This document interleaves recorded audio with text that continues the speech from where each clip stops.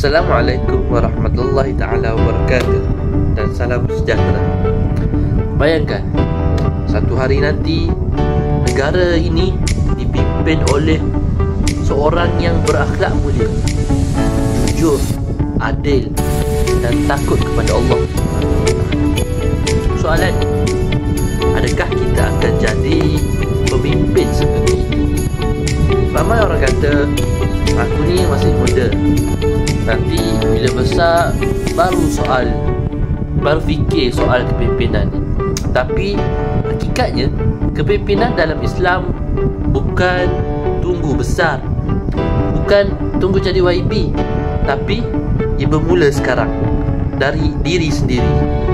Rasulullah SAW bersabda, setiap kamu adalah pemimpin dan setiap kamu juga akan dipertanggungjawabkan atas kepimpinan. Kita semua pemimpin, sama ada sedar ataupun tidak. Sebagai pelajar, kita pemimpin kepada masa depan. Sebagai anak, kita sebagai pemimpin dalam membawa contoh kepada adik-adik. Sebagai remaja, kita pemimpin dalam membentuk budaya sekeliling.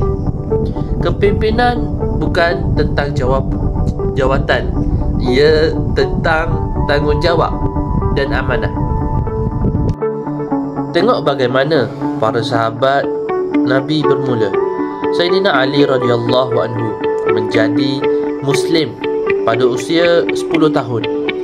Usamah bin Zaid dilantik menjadi ketua pasukan tentera pada umur 18 tahun.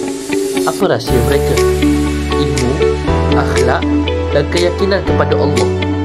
Mereka memimpin dengan takwa, bukan hanya dengan suara. Mereka mendahulukan kebenaran walaupun pahit. Kalau mereka pun boleh, kenapa tidak kita? Tapi hari ini, apa yang berlaku? Remaja lebih selesa jadi pengikut trend, ikut TikTok, ikut geng, ikut hiburan. Semua tu benda yang bagi saya tidak ada faedah, sangat-sangat tidak berfaedah. Tetapi mereka ni tidak pernah mahu memimpin diri. Padahal memimpin diri sendiri ni adalah kepimpinan yang paling asas, iaitu kawal emosi, iaitu kepimpinan. Buat keputusan bijak, kepimpinan. Lawan nafsu, kepimpinan. Jika kita gagal memimpin diri sendiri, bagaimana kita nak pimpin orang lain nanti? Wahai sahabat-sahabat sekalian, kita bukan pemimpin masa depan, kita adalah pemimpin hari ini. Bangkit sebagai remaja Muslim yang yakin, berani, berprinsip dan membawa perubahan. Bukan tunggu tua untuk menjadi baik, tapi mulakan dari sekarang. Mulakan dari sekarang, wahai sahabat-sahabat.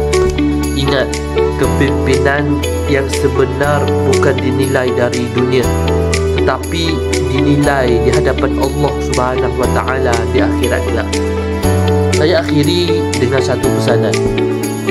Jika kamu ingin mengubah dunia, mulalah dengan memimpin diri sendiri.